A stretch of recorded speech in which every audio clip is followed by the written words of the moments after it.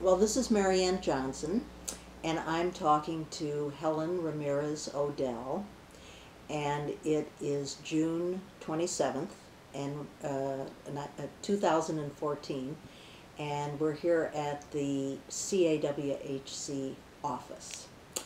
So Helen, let's begin with a little background. Can you tell me about when you were born and where you grew up, and maybe something about some of the major influences on your life when you were a young person? Yes, and I'm happy to be here, Marianne. Yeah, I was born Helen Marie Hirschenow in 1942 at Jackson Park Hospital in Chicago. And I guess my parents lived for a year or so in one of the new housing projects that had started in the city, but they quickly decided that this was not what they expected it to be and moved to the north side of Chicago. So I grew up mostly in the Lincoln Square area. My parents and I grew up in a very traditional way. My father was a machinist at Teletype, which was an AT&T company for my entire life until he retired. And my mother, before she married my dad, she did a little secretarial work, but once she married, then she was a full-time homemaker. So I did have a brother, my brother Bob. He's about 3 years younger than me. And I also have a developmentally disabled brother, Paul, who I'm legal guardian for, and he's now in the Kiley Center in Waukegan, and I look after him as best I can. But I was sent to Catholic schools, and when I grew up, the choices were really pretty much teacher, secretary, nurse. What I really wanted to be was a journalist because I went to Immaculata High School and I loved my journalism class. But I was very much aware that once you got a job at a paper, you were relegated to writing the gossip columns, the homemaking columns, the fashion columns. I didn't want that. You know? So my second choice was nursing. It was traditional. It was a traditional role, but it was what I wanted. So, and Loyola was offering a college degree instead of your 3-year diploma school of nursing. And my parents were very big on education. They really wanted me to get that college education. They sacrificed a lot so I could go there. And I did. I loved my 4 years at Loyola. And I started working in the hospitals when I got married a year after I graduated, and I was working at the hospitals for a short time. But when my daughter was born, I knew I could not keep up with the hospital schedule, the rotating shifts. It's impossible to get a babysitter. My marriage was already falling apart, so yeah, I divorced after being married only about a year, and I was, through the American Nursing Association, they urged me to apply for school nursing. So that's what I did, and it turned out to be the perfect fit. We were called teacher nurses then. I had my B.S.N, I had my RN. I had to sign a contract agreeing to go for all of the graduate level courses to become certified as a teacher nurse, or we were called teacher of public school health. And I worked in the poorest area of the city on the west side. I had to learn a lot because I was dealing with different culture. But as I say, I loved working in the schools, and it's what I did for over 40 years until I retired then in 2011. Wonderful. Uh-huh. You want to tell me a little bit about your experiences working on the west side? Where did you work? I was assigned, I think the schools, I was assigned to elementary schools. I had Gladstone, Ethan Allen, and Brainerd schools, all of which are gone now. The Ethan Allen School, when it was closed, it became Simpson. It was an alternative school for pregnant students, and that was one of the schools where I worked at too. I started an exercise program for the girls there because they weren't allowed to take PE, and that was a big deal just to get the exercise program started. And after I had worked many years for the board, then they put me in the high schools. I worked at some of the worst schools, some of the best schools. At one time, I was getting a little, I had two extremes. I had Cragier, which was the lowest rated school in the city, which closed. And I had Whitney Young, which was the first magnet school. And Whitney Young became my main school. I was there once, 5 years, full-time, when they closed Spalding, the school for handicapped students. But usually I had more than Whitney Young, and the last few years I was cut down to 3 days a week there because I had to give 1 day each to charter schools. So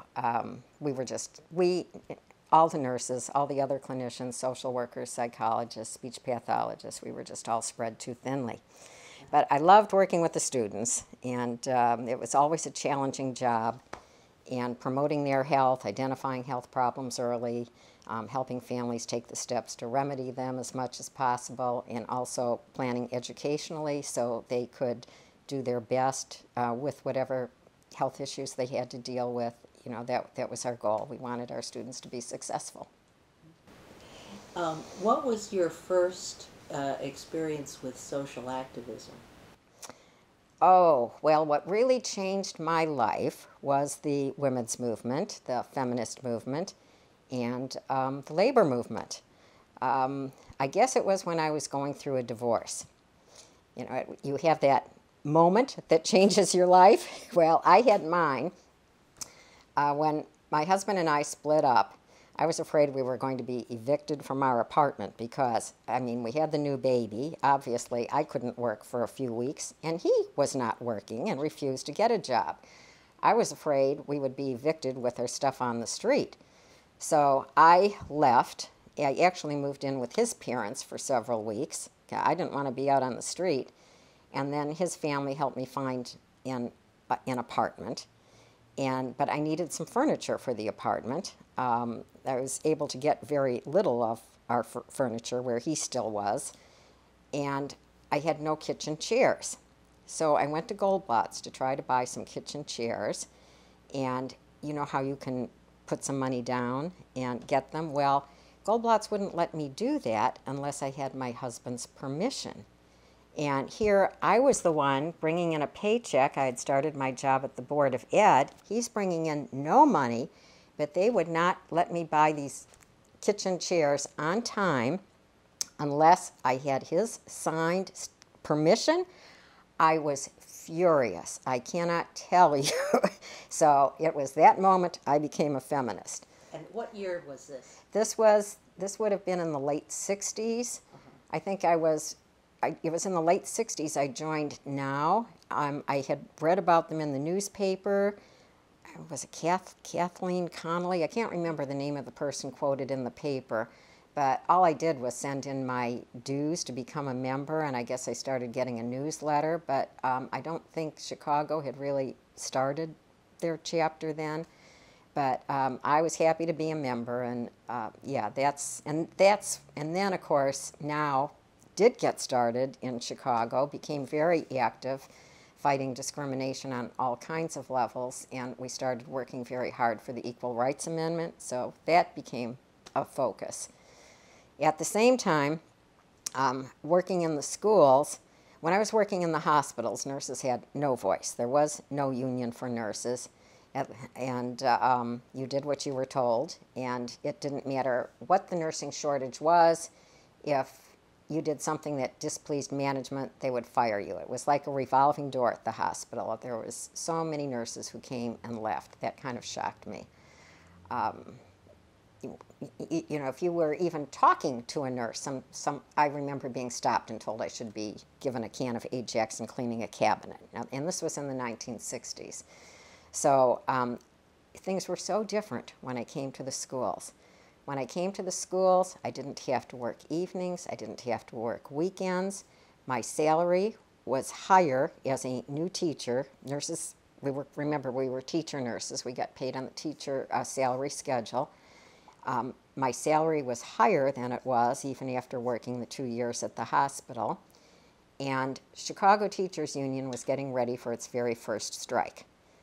because the teachers hadn't had a raise in many years, and I'm not sure exactly what the issues were, but even my supervisor at the time said that she did not expect me to go to work if there was a strike, and she urged me to join the union.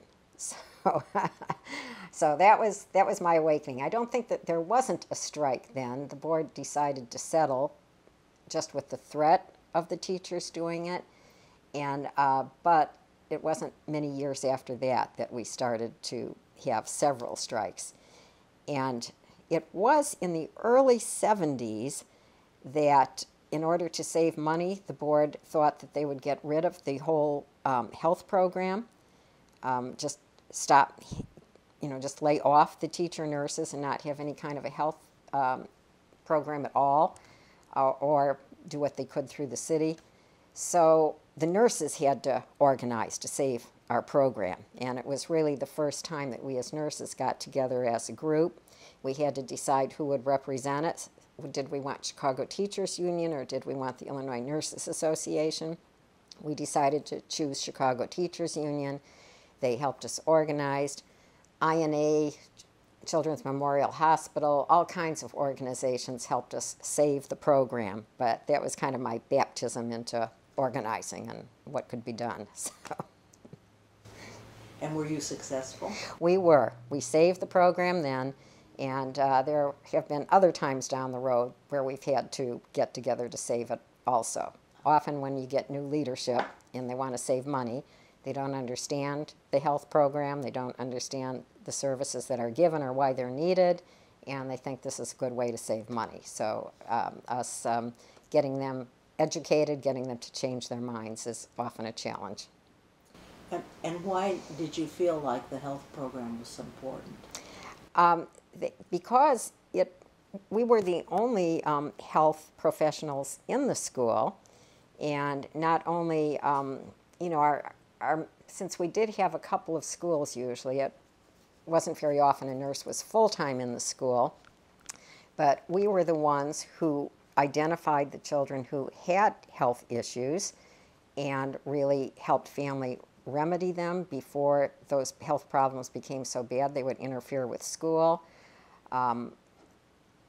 Also, we didn't have special ed when I started nursing, but later on it became a major thing, especially when we had that public law passed that every child is entitled to a free and equal public education, no matter how severe their disabilities. So we were the ones who would do the planning for that, so their health needs could be accommodated at school. Sometimes they would need home teaching, sometimes they would need modifications made to what they took in school, but we were the ones who did all that. We would often provide immediate care. We would give medications when they had to be given during the school day, and we would do a lot of health teaching. Preventing health problems was a big part of what we would do. And immunizations. We were the ones really responsible for making sure our children were immunized. Otherwise, communicable disease that could be prevented by vaccines spreads like wildfire through the population. So we were the ones who made sure our children were vaccinated against polio, tetanus, diphtheria, then measles, mumps, and rubella. And I can tell you, we used to have a big program for hearing impaired students at Whitney Young.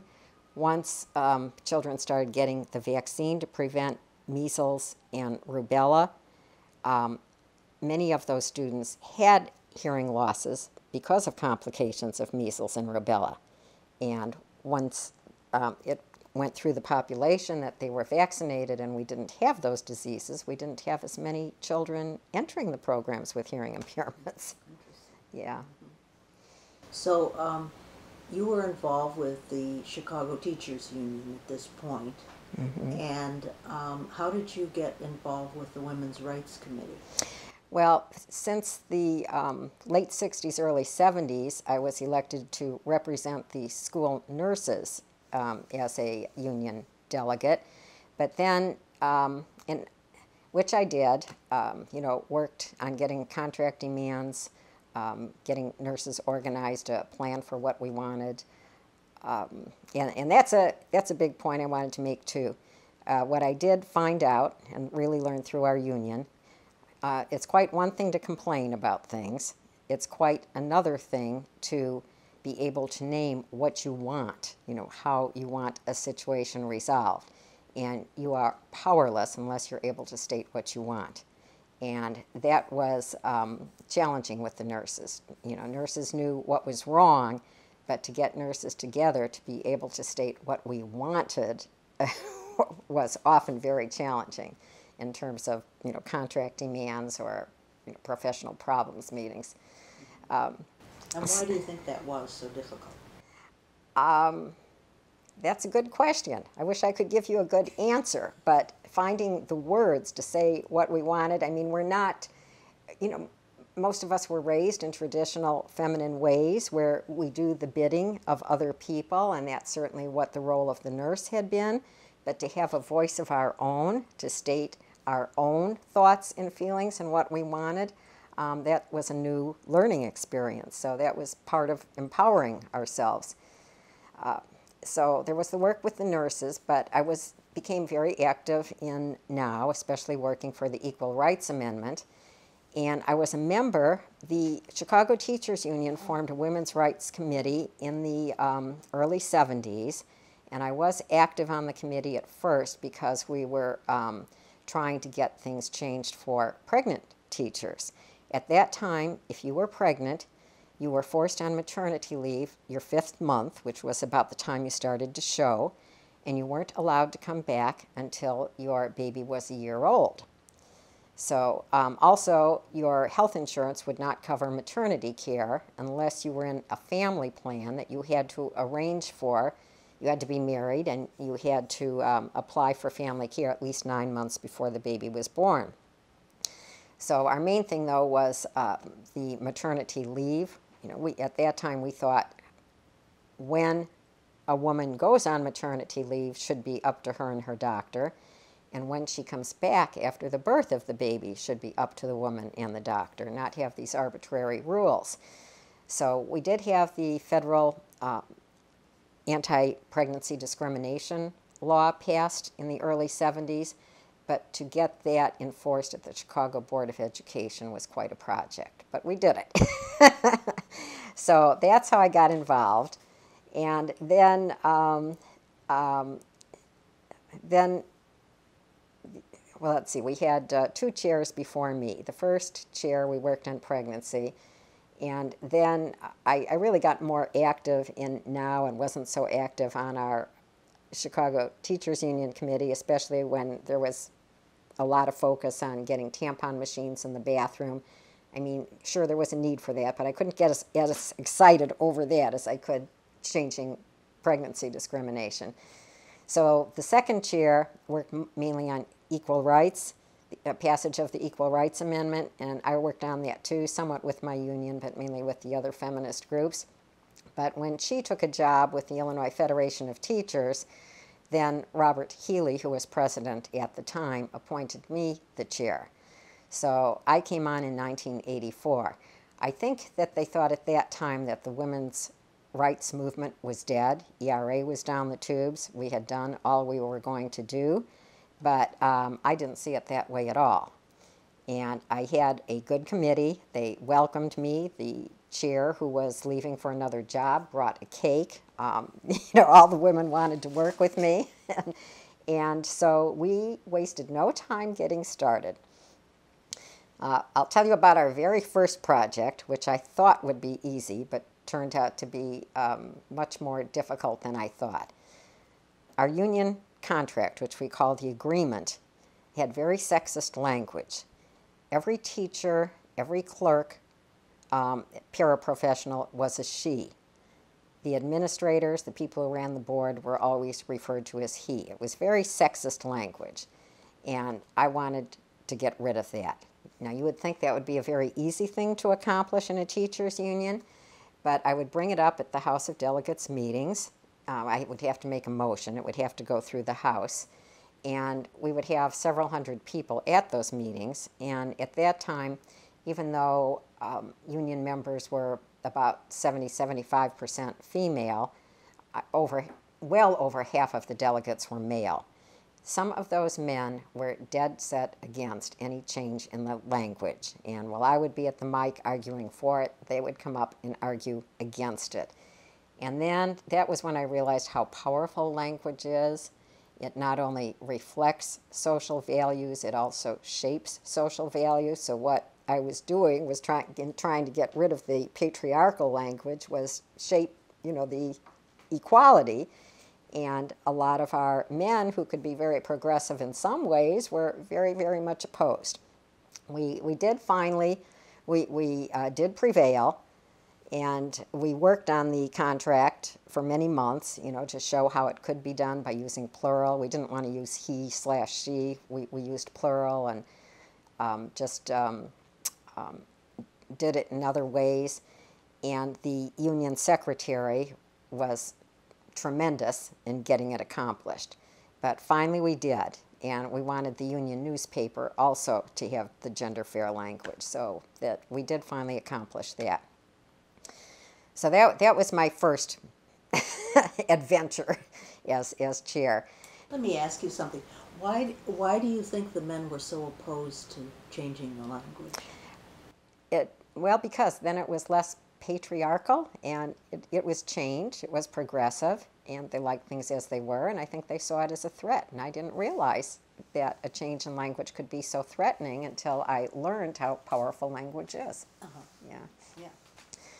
So almost at the same time, we got involved with the women at Washburn. At that time, the Board of Education had one post-secondary school. It was Washburn Trade School, where graduates of high school went to learn a trade.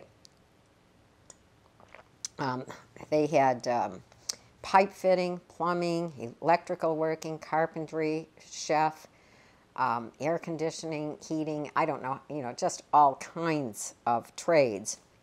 And since it was the women's movement, women started to want to get into the trades. Well, apparently they were having a very, very hard time getting into Washburn Trade School. And if they did manage to get in, they were not treated very well.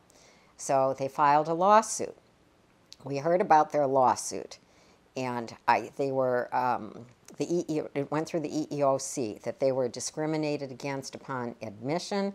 Once they got in, they had to deal with sexual harassment, a lot of unfair treatment.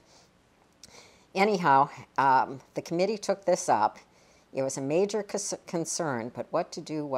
We wanted to help these women. We wanted to show we sympathized with them. We supported them, but it was our brothers, the teachers at Washburn Trade School, who were being called on the carpet. So the first thing we did was just write a very carefully worded letter of support to them through their attorney. And I worked days on this letter, and I did get the okay of President Robert Healy before I sent it. I knew that was important. So they knew in writing, not just the informal word of mouth, that we were indeed on their side. We wanted to see some change. So we were trying to figure out, how we could be of help. And we thought the one thing we could zero in on was sexual harassment, which at that time was just being recognized as a problem, was just being given a name. So the first union that I knew of that had done anything about it was AA, American Auto Workers in Detroit. And the head of the women's department there, her first name was Dorothy. I should know her last name. No, I don't think so. Okay. No. But anyhow, they had done a film. It was called Would You Let This Happen to Your Sister? That might not be the exact wording, but it was pretty close. And I had met her through the Coalition of Labor Union Women, which I became active in as soon as I became chair of the Women's Rights Committee. So she let me borrow the film, and we invited the delegates, the union delegates from Washburn Trade School, to a Women's Rights Committee meeting so we could talk about sexual harassment and show the film. And glory be, they came. They even came. They did have a female assistant principal there, and she came too. So we at least got started talking about it, and they agreed, that, yeah, this was a problem, and they certainly did not, what word am I looking for? Certainly didn't endorse it or want it. So, how much they meant it, I don't know, but at least they said it. So the next thing we did was write a resolution for our next union convention that saying what sexual harassment was and that it would not be tolerated in any of our schools, in our workplaces, or in union offices. And we managed to get that passed in Chicago and at the IFT. Now, I dare say, I had a lot of people quite hostile on this at the House of Delegates. There were, guys in there who would be giving me the finger when I'd get up there and talk. But most of the people there were very reasonable, and certainly the women delegates and most of the men were supportive. We did get it passed. So getting a resolution passed, of course, is just a beginning. It's recognition that there's a problem and work needs to be done, educating people to stop it. And then we made a lot of educational efforts to educate our own members, make sure new employees at our union were educated in sexual harassment. We even prepared kits for them. We gave programs on it at some of the union conventions. And we worked with Washburn Trade School. I think I brought in someone from Michigan who was just wonderful, getting curriculum on sexual harassment to work with the staff at Washburn to start a program there. So that was our contribution there. But I guess the other aspect we wanted to work on was getting school counselors, guidance counselors, to encourage female students to go into these trades or go into non-traditional jobs, to study non-traditional things. So, we did a little work there, not a whole lot, but it was certainly something that we promoted. And women in the trades, Chicago women in the trades with Lauren Sugarman were just terrific then. They were doing wonderful work. So that was a big project for us. I guess, that was the second big project. But so much was happening. It was also in the early 80s that we realized there was a gender gap in the way that men and women voted. We were really waking up politically to the power that we had as women when it was time to vote. And we got much more involved in elections. And I'm not sure just when it was that Geraldine Ferrero was running, but for vice president. But certainly we even had an event to raise money for her, which she came to. It was the Women's Rights Committee and also one of the staff people on the union who was our liaison staff person. We got involved in that. So I guess the next big issue that came up is the women in sports. Yeah. So the women in sports, that was in 1986. I have never been much of a sports fan. Never much involved in sports except for a little tennis, a little jogging. But I happened to come across a copy of the Reader that had a lengthy article with Dorothy Gators. Dorothy Gators was the coach of the girls' basketball team at Marshall High School. And I was absolutely shocked when I read it at the terrible conditions she had to go through or deal with just to get the girls to practice, just to get the use of the gym. And when she had a state-winning girls' basketball team, when they came back victorious, there was absolutely nothing for them. When the boys came back victorious, there were bands playing and parades and the city, just going all out for them. Absolutely nothing for the girls. So I just thought that was shocking. And we invited Dorothy Gators to come to one of our meetings so she could talk about it, which she did. We also had a coach who taught volleyball. And not only did we want the conditions in the schools to change, but we found out that as a union group, we could really just represent employees and not students. But we found out that things were much different for female coaches than they were for male coaches. Male coaches could work with 9th, 10th, 11th, and 12th grades and work umpteen hours. The female coaches could only work for pay for 11th and 12th graders, and they had limited hours. So we wanted that equalized. So it was not just our committee, but it was also our physical education committee in the union. The PE teachers were organized. Our high school committee, they had a committee. We all got together, and in the next contract, we got those hours equalized. We had the Frosh Soft team started, which certainly benefited the girls. You know, the conditions in the schools we could speak out on. I don't think we were able to accomplish a lot, but just getting that changed in the contract or the agreement was a major accomplishment. And Dorothy Gators, up until, well, this is 2014. I'm not sure. I think she retired in the last year or two, but she continued to coach prize-winning team and really nurture those girls on the team for decades. You know? And this was at Marshall? This is Marshall High School. Yes, yes, Marshall High School. Yeah, so let's see. All right, another major project of the committee was promoting the teaching of women's history. And I think it was in the early 1980s we had Women's History Week, which then in 1987 became Women's History Month. So how do we promote that? That was another challenge. So what we did was we wrote a little brochure. I have a copy somewhere in that file. It was just a little trifold brochure about some women in history you should know, with a word puzzle and some activities and picture on the front.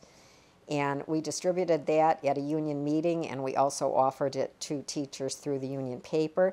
We had to print and send out 10,000 of those so they could be used. So, and the National Women's History Project asked for a copy that they could use, or so which we were happy to send for them. You know, the farther it went out, the happier we were. So we also started to set up a table in March at the union delegates meetings, which, as I said, drew several hundred people, and we would sell women's history items that could be used in the classroom. They all came from the National Women's History Project, which was the forerunner, and they gave us a nice discount, and which I really needed, because then we were able to sell it to the teachers at the discounted price, and they bought because they were getting a bargain. They bought and they used them. So the discount in later years, they weren't able to sustain it. But by then, there was a lot of work going on in so many areas. But we felt good. We got things started. Yeah. That's great. Yeah. Yeah. Okay. So, are there other things you want to talk about the Chicago Teachers Union, or? Yeah. Let me. Okay, I did say that we got active in politics, and yes. if you remember Senator Alan Dixon, we were very angry at him because he not only failed to support the Equal Rights Amendment, but he also was not supportive of Anita Hill in the sexual harassment suit. And when he was up for re-election, we did not want him re-elected. In fact, we were ready to dump Dixon. That was the slogan. And one day, Now was arranging a Dump Dixon rally, I think down by the Chicago River or something. Anyhow, we adjourned our meeting early so we could all go down to the river, you know, or wherever it was, to publicize and march and hold up our signs. It was time to dump Dixon. And that's when we got State Representative Carol Mosley Braun to run for Senate. And as you know, she won. We did indeed dump Dixon. So. And it was because of your protesting? No, well, we were just a small part. So we were a small part of it. It was a whole movement. Yeah. But we were good to be a part of it. Now, do you know what year this was? I think this was 1988. And we loved Carol Mosley Braun because she helped us get pension credit for our teachers who had been on maternity leave. You know, female teachers usually didn't get as much of a pension as the male teachers because of time out for having children. And the men who took time out for military service, they were able to pay into the pension fund and weren't penalized because of the time out. But women who took time out to have children, those years just didn't count. So we started gathering petitions, and we wanted changes in our pension have to go through the Illinois legislature, so we needed a law passed so that teachers who had been on maternity leave could pay into the pension fund and then get credit for, well, we started out, we just wanted 1 year. And Carol Mosley Braun is the one who really did that for us. She met with us at Ann Sather's restaurant over on Clark Street, and we presented her with the petitions, and she promised that she would work on getting that legislation through for us, which she did, you know, with the Chicago Teachers Union lobbyists and all helping. So we got it for 1 year, and some years later it was extended to 2 years, which I think is equivalent to people in the military. And it stands today. It does stand today. Yeah. And was Carol Mosley Braun a senator at that point? No, this was when she was still, yeah. This is why we were so eager to campaign for her to become a U.S. senator, because she had done such good work as an Illinois representative. Yeah. So I don't know how much time we have, so I will take you tell me, because oh, okay. All right. Also, that very same year, 1988, was when the Coalition of Labor Union Women had the American Family Celebration in Washington, which was really a big event with women from all kinds of unions and other organizations there. We were calling for, we not only wanted family and medical leave, we wanted paid family and medical leave, we wanted single-payer health insurance, we wanted, we were just starting to recognize that women had health needs that weren't being recognized or adequately addressed in our health system, so we wanted the equality there. So it was a big, big thing. And our union, both in Chicago and on the national level, got very much involved in the women's health movement and the reproductive choice movement, coverage for birth control. So our union in particular, well, I had breast cancer myself in 1987. So, you know, and here it is almost 30 years later, and I'm doing just fine, thank heavens. But what was shocking in the 80s, in the late 80s, the AFT, we had a staff person in Washington working on occupational health, and she found out that there had been a study showing that teachers were dying of breast cancer at a rate higher than almost women in every other occupation in the country. So that shocked us. And that got AFT to designate some money for a major project on breast cancer. So we did a tremendous amount of awareness training all across the country. We had an all-day program in Chicago. But we did have a major fight to get mammograms covered by our insurance. The Board of Education is self-insured. And even when a state law is passed requiring the coverage of certain things, like the screening mammogram, the Chicago Board of Ed did not have to abide by it because they were exempt as a self-insured employer. So that became a major contract issue. They would cover what's called a diagnostic mammogram, which means that if you have a lump, you know, or something significant, then you could have a mammogram. But if you did not have some visible signs, you needed the screening, it was not covered. So, you know, we wanted women to get it because it would help discover it early in a significant percentage, but they would have to pay out of their pockets. So getting that covered by our agreement was a major project that took a couple of years to accomplish, but we did it. And the fight to get birth control covered was even harder.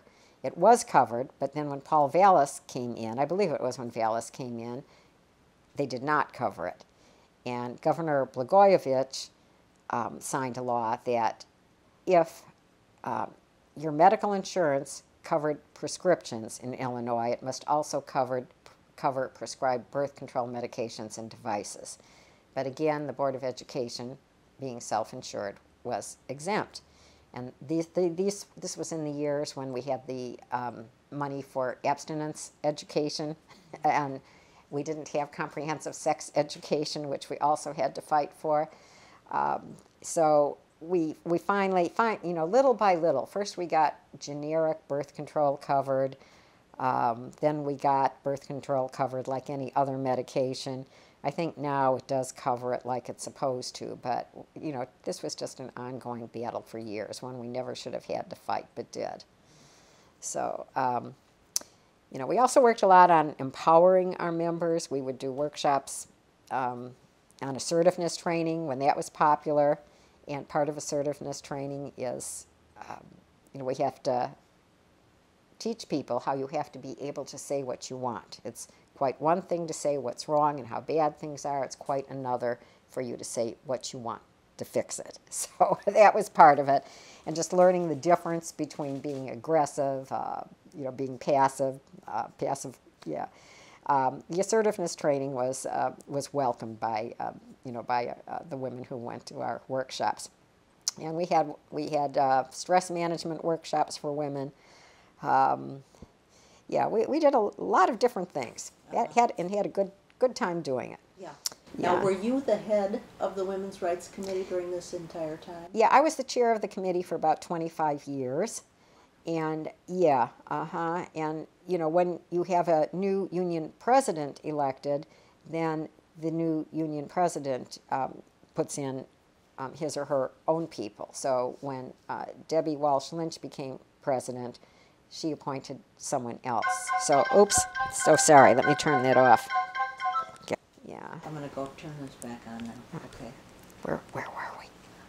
Well, you were saying why don't you start that part again? Oh, all right. When a new union president is elected, then that new president appoints his or her chairs of the committee. So I was no longer the chair of the committee, although I did remain an active member on it. 3 or 4 years later, we had another election and a new president, and then I was appointed chair again. But now I'm retired, so now Karen Lewis is our president. She's a wonderful union president. I'm active on the committee, and it is time to turn chairing the committee over to younger people. But I am proud of the legacy that we have. One of the things we did on women's history was we did a booklet on women in labor history. And I remember you were involved in this because I think you set up the conference. I think it was at University of Illinois. I can't remember just which year. But Bobby Hall was there. We had a poster presentation with our work on women in labor history, and Yolanda Hall got a bunch of us together at lunchtime who were interested in labor history, and that very day we started the Women in Labor History Project, which I was active in for many years, and that became the Working Women's History Project, of which I am vice president. So,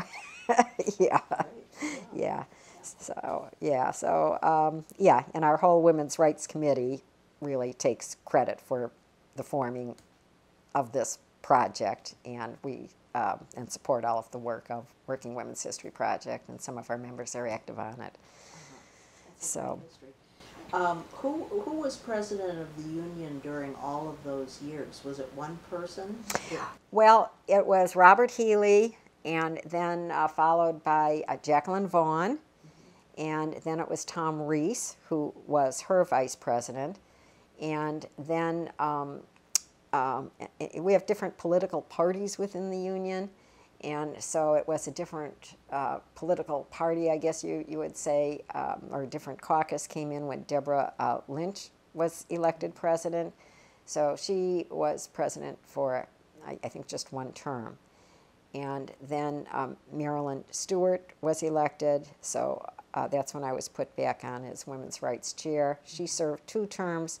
And then Karen Lewis came on, and I had always begged Karen Lewis to join the committee. I wanted her so badly on the committee because she was a sharp woman and so supportive of the things we did. But she always had too much on her plate, and which I realized she did.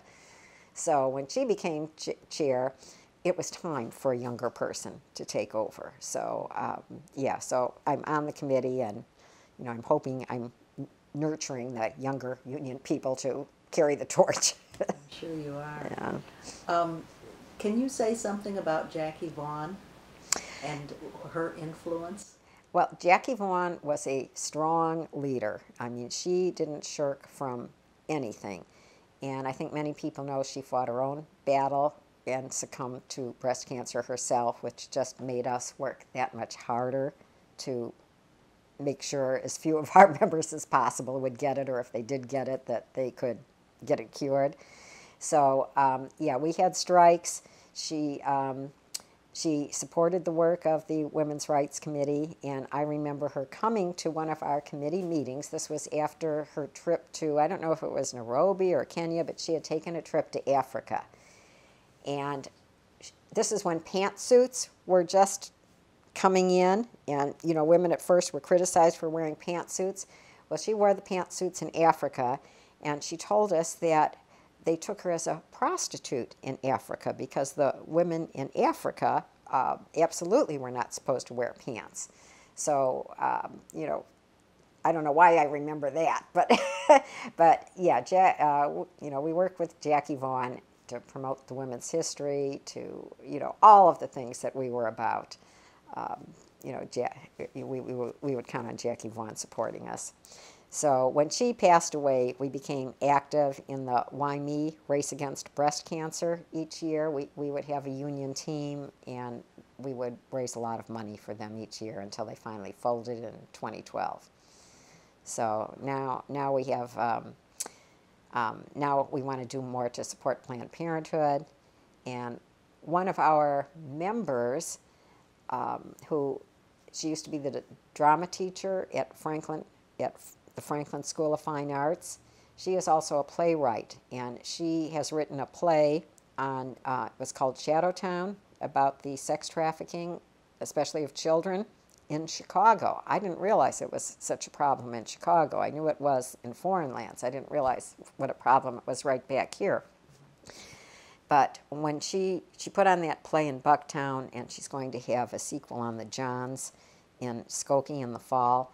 So our union gave her a lot of support on that, and she's raising money, and we're helping to raise money for 2 organizations that help women who are victims of this sex trafficking, and also who are doing preventive work with some of our students in the Chicago public schools, some of them working in the schools in Englewood. A lot of girls are deceived into this, and they're children, and it's right under our noses, and we didn't know what's going on. Yeah. Well, let's go back and tell me a little bit about your involvement with NOW. Well, the National Organization for Women, at first it was the only organization, and worked on everything that was important to us, and it's like we were all in agreement on everything. And then as the years went on, especially after ERA went down the tubes in Illinois, we had many other organizations working on different aspects. But for me, that active involvement in NOW was nourishment for me to do the work that I was doing through Chicago Teachers Union. CLU, Coalition of Labor Union Women, same thing. We would work on issues nationally, and I would meet such wonderful and inspiring women. Addie Wyatt, I got to know better through National CLU than I did right here in Chicago, although she'd often come to the Chicago CLU meetings, which was wonderful. Clara Day, some wonderful labor leaders I met through CLU who inspired me to do the work that I did through Chicago Teachers Union.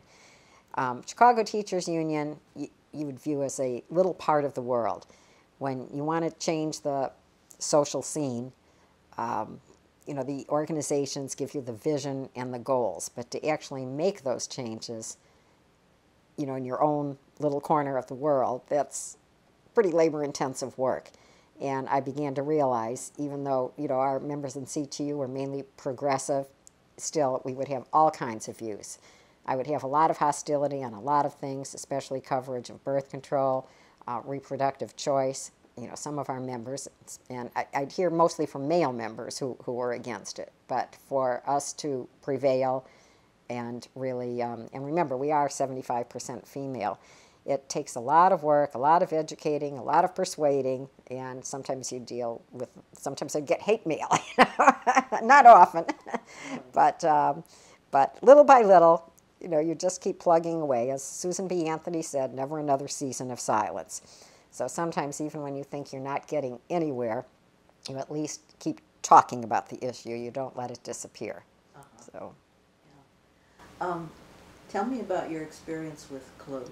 When did you first learn about their work? When I became chair of the Women's Rights Committee, one of the first things I did was join the Coalition of Labor Union Women, and I was quite active in the Chicago chapter for many years. I was on the board for a while. And then I guess it was in the 90s, I was elected AFT representative to the National CLU board. And so, and also they appointed me the chair of the Women's Health Committee. So, yeah, which took up a lot of time and energy because we would plan sometimes health fairs or health conferences at CLU. So I became more involved at the national level than at the local level, although, I didn't hold office anymore at the local level. But CLU has been absolutely phenomenal, both nationally. We just had our 40th anniversary in Chicago at the Palmer House. Had a wonderful conference there. And Katie Jordan heads the Chicago chapter of CLU. She is on our board of Working Women's History Project. We would not be able to accomplish what we do without Katie and the support of Chicago CLU, who have been just phenomenal. So, yeah, we work with each other and to support each other in those mutual goals. And also through CLU, we get women in other unions involved. CLU is women from all unions, Teamsters, SEIU. I don't know that we have many nurses unions involved with CLU, but AFSCME, you go to a Chicago CLU meeting, there are people from a variety of unions, which is great. So we can all be on the same page in promoting the goals that we have for labor union women. And we have men there too, some supportive men. And certainly my husband, Paul, is a member. Can't say I can get him to go to meetings, but he certainly supports us in what we do. Yeah. CLU was founded in Chicago. It was 40 years ago. And it was founded it was called then, what was it called? The Congress, well, it was the Congress Hotel. We have our plaque in there. And Addie Wyatt had a major part in getting that set up. And I remember getting a phone call from the chair of the Women's Rights Committee at the time saying, Helen, you really need to come to this. And I wanted to come to it, especially when I heard the excitement in her voice, but I was a single mother. And I was working 5 days a week in the schools. I'm taking classes at Northeastern in the evening so I can get the graduate hours and up my salary a little, and going to all of the union meetings, and I had to spend some time with my child. I mean, women would offer to babysit, but I mean, I was the mother. I have to spend some time with my child, and it was a day that we had all, we had planned these special things, and she came first that day. I wasn't going to disappoint her. I felt very badly that I missed it, because it was such a big, big movement, but I just was not able to be at that founding meeting. But very happy to be involved with it later and to be a part of the 25th anniversary and the 40th anniversary. And of course, we're so disappointed with the Congress Hotel now. As you know, they got some new owner that was terribly anti-union. The workers there went on strike for years. We would go and we would picket with them. Our Working Women's History Project interviewed the women on the picket line. We did a dramatic presentation. We tried to raise a little money for them, but we were very disappointed in that hotel. Very happy, though, to have our 40th anniversary at the Palmer House, which is a union hotel. What did you hear about that initial meeting? Just that there were at least 3 or 4 times as many women coming as they expected. And when there's coffee and rolls, the women were asked to cut their roll into 4 pieces and share with their sister, just so there would be enough food. And everybody wanted the same things. They wanted decent pay, decent working conditions, more family-friendly working conditions. They wanted a voice in their union. They wanted to be able to reach leadership positions in their union. Because remember, in those days, all of the labor union presidents were men, and they were usually white men. And it's taken decades to change that. In fact, somewhere in those files, you'll find a letter, it wasn't all that many years ago, written to, was it the head of the Carpenters Union, who was hosting a meeting of the AFL-CIO, some group in Illinois, and I think he was having strippers there for the men's enjoyment. So we were furious about that. It was one of the things we wanted stopped. So through Clue, you know, we sent a letter to him, and that did not happen again. So, but those are the kinds of things we had to stop. I mean, patriarchy was very strong right within union leadership, but, you know, we still have a ways to go in so many areas, in our unions too, but now we have a lot of female leaders. We have, things have changed a great deal, and there's been some major change at national AFL-CIO in recent years. So, but it's been a very long time coming. It takes a long time to change a society. How did you first meet Addie Wyatt? I believe I met her at a Chicago Clue meeting because she would come. And I don't know when she became a pastor, but she is just a wonderful speaker and so inspiring. And I loved her stories. And when you hear from Addie and, well, especially Addie and, you know, some other women like her, you know, they just give you the courage and the desire to accomplish things in the world that you deal with, you know, in the organizations you deal with. So that's you know, that's what Addie did for me, as she did for so many women. I mean, she fought. She was what, in the Meat Packers Union, and she was just kind of thrust into a leadership position as a delegate. And I guess you just kind of learn as you go, and she did it. And so you figure, well, if she can do it, maybe I can do it too, you know, and I'm not asked to do as much as she was asked to do, so, yeah. She was amazing. Yeah, yeah. You want to talk about, well, tell me a little bit, we'll go to Cassandra, but tell me a little bit about the ERA fight, what you remember about that. Oh, the fight for the Equal Rights Amendment. We wanted to be recognized as being fully equal to men in our Constitution, with all the rights that men have, we should have. And when did that issue first come up for you? Well, that first came, I guess, when I joined Now, it was starting. I guess it was happening decades and decades ago with Alice Paul, but it was a sleeper for many, many years. It wasn't until the rise of the second wave of feminism that it became an issue again. So that was a major thrust of the National Organization for Women. It was really through them that I learned about it, and that was my main organization working for it, although I did work somewhat with other organizations. There were some focused solely on equal rights in Illinois, so I worked somewhat with them, and League of Women Voters was involved.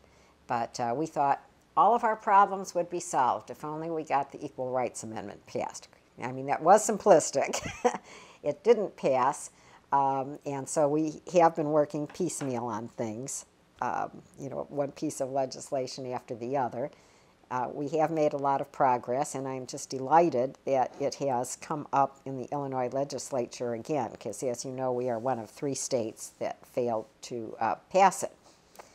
So we're hoping we can get it passed now, and then, we had an arbitrary, capricious deadline placed on us for passing it nationally.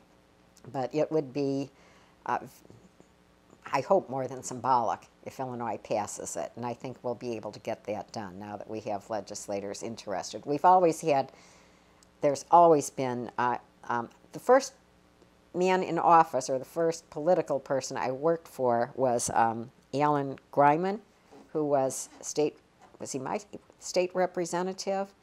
He was, before they redistricted, and he was the main supporter of the Equal Rights Amendment. So I volunteered a lot of time for him, and in fact, when Paul and I got married, he's the one who married us, which was really nice. I forget where this is going now, but anyhow, it still means a lot. I do not intend to go to my grave until the Equal Rights Amendment is a part of our Constitution. So I will work for it until the day I die. Oh, that's great. Yeah. Okay. So shall we talk about Cassandra? Tell me about Cassandra. Oh, Cassandra. Cassandra is the Radical Feminist Nurses Network that I learned about, I guess it was in the early 80s. I had just, I will say, once I became a feminist, at least in those first few years, it seemed like nursing was left out of the feminist movement, that there were women working on making feminist values a part of our society, but I didn't think nurses were really a part of it or really interested in it, and that was very frustrating to me. So it was, I guess, 1980, I decided to write a book, which I called RN Revolution Needed, and it was really about how feminism could help nurses. I talked about the doctor-nurse games. I talked about the Lemons case, which was a very interesting case. It was in Colorado, and it was nurses suing, was it the city of Denver? I'm not sure. But they had done this study to show how the nurses who worked for the city there, their job required as much or more skill, knowledge. There were all kinds of issues: skill, knowledge, safety, and a whole list of things. But it required more of them than it did for the sign painters, the tree cutters, a number of other city jobs. That yet it was mainly these male-dominated jobs. The workers got a lot more money. So the nurses did get this to court, and I remember reading the legal proceedings, even the judge looking down at the nurses and reading from the Declaration of Independence. And he said, you see this? It said all men are created equal. It doesn't say anything about women. I guess he thought he was being funny, but I mean, I was just horrified. And then, and what else did he say? And he said he was so impressed with all the research that the nurses did, and he could not argue with it, but he was going to rule against them, because to do otherwise would upset the entire economy of the United States, or something along those lines. Anyhow, there's a chapter in the book on it. So, so I wrote about a lot of things, and for a year I tried to get the book published, and I finally got an interested publisher. The publisher was in New York, and I did go out to New York to meet with them, and they wanted me to redo it as a textbook. Now, this was before computers. I had typed this all on a manual typewriter, and there wasn't any way to scan it into a modern computer, which was pretty new to people. And at that time, I had been appointed chair of women's rights, and I wanted to move on with my life. So the book never did get published, but it did want me to get nurses much more involved in feminism. And I was just thrilled to find out about Cassandra, which I read about. And there was a small article in the American Journal of Nurses, which was published by the American Nurses Association.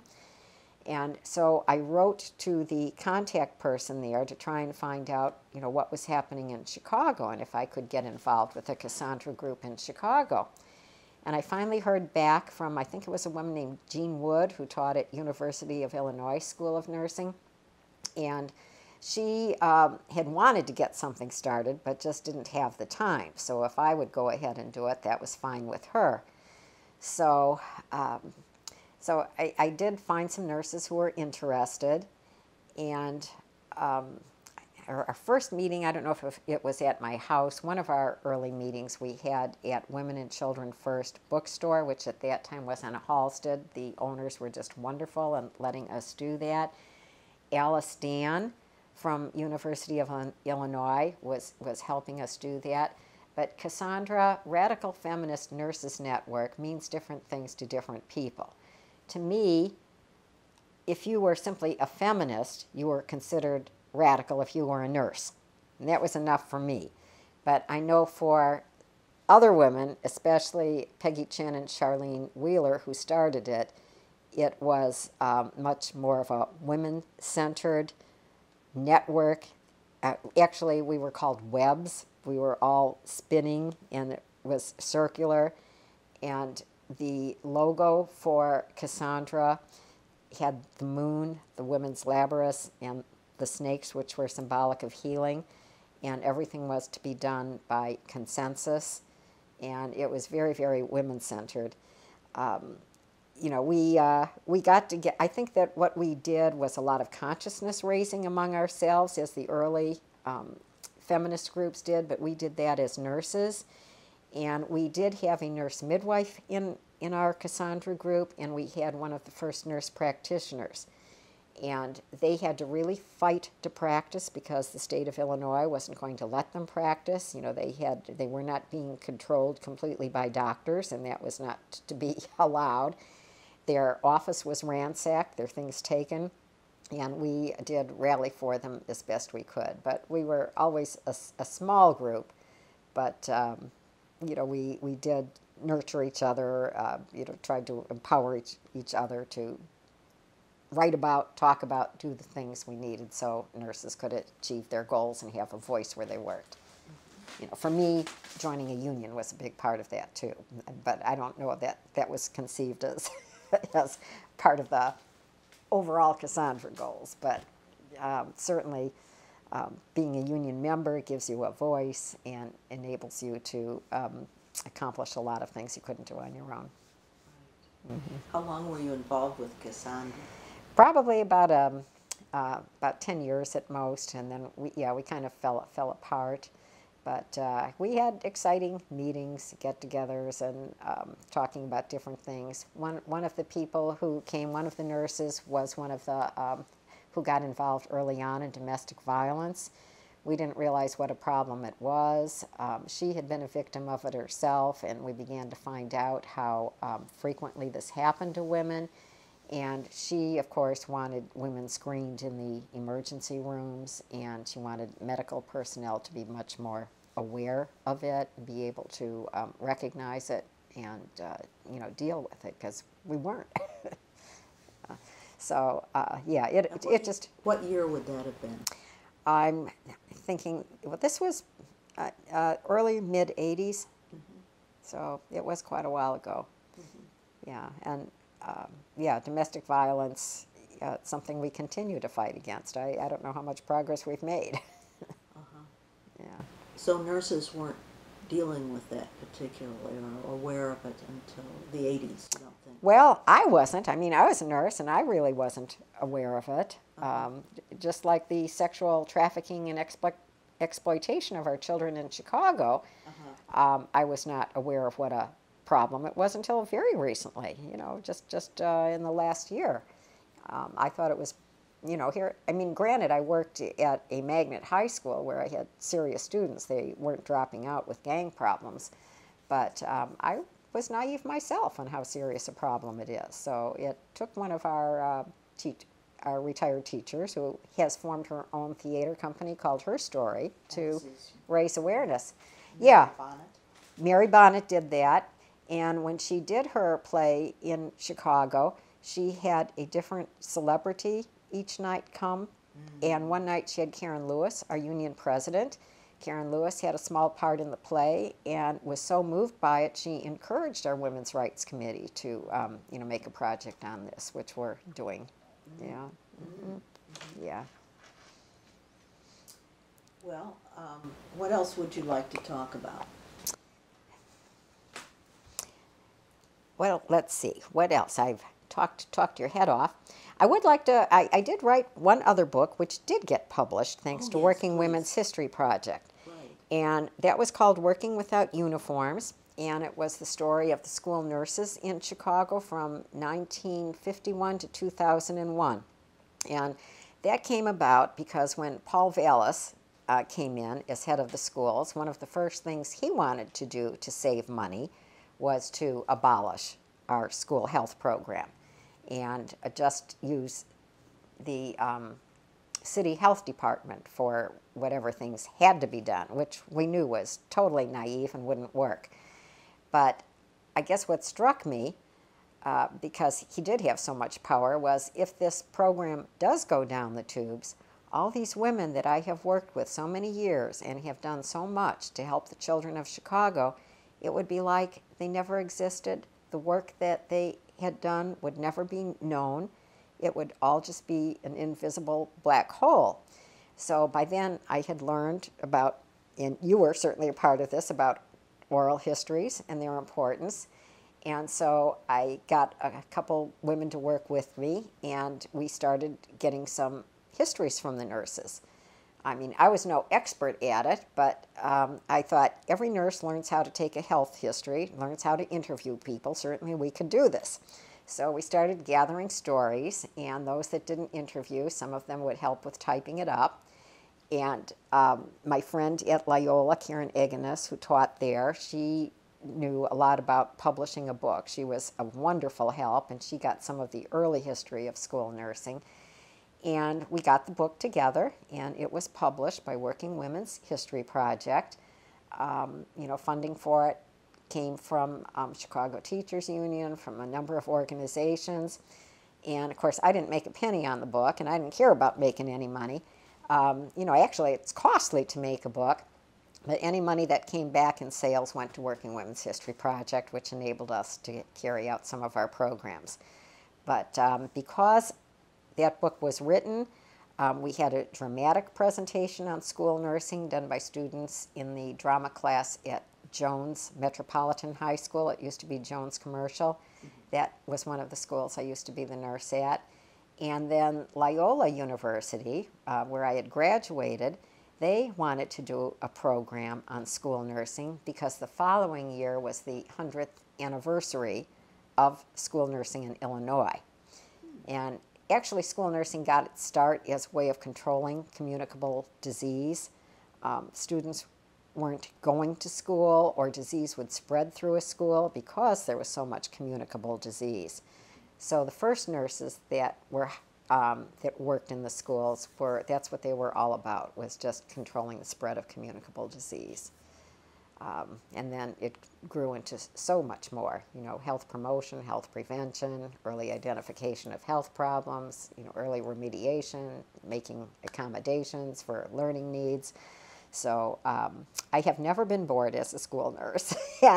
and yes, I'm very happy we got that book published. So and we have a copy in the Library of Congress. So so their stories will live on for. And what happened to the interviews that you did? They're in a box, or they're in a box somewhere in my basement, and along with some of the taped interviews. Yeah. And they were taped mostly? Most of them were taped. A few of them were just taken on paper, but most were taped, yeah. Yeah. Well, that's great. Yeah, so. And all of this, it's all been a lot of work, but it's also been a lot of fun, all these years. Well, do you want to talk about anything else that you can think of? Geez. Well, I think I covered the main things pretty well. I think I covered the main things pretty well, so, okay. Yeah. I'll just pause this for a second.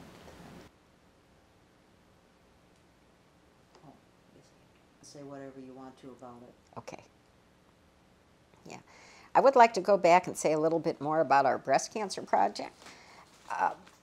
You know, as I mentioned, we had this study discovered by our American Federation of Teachers occupational health person showing that teachers were dying of breast cancer at a rate higher than women in most every other occupation. The only other ones dying at such a high rate were either nuns or librarians. And this was totally unacceptable. So we were determined to change that. And there were a number of things that had to be done.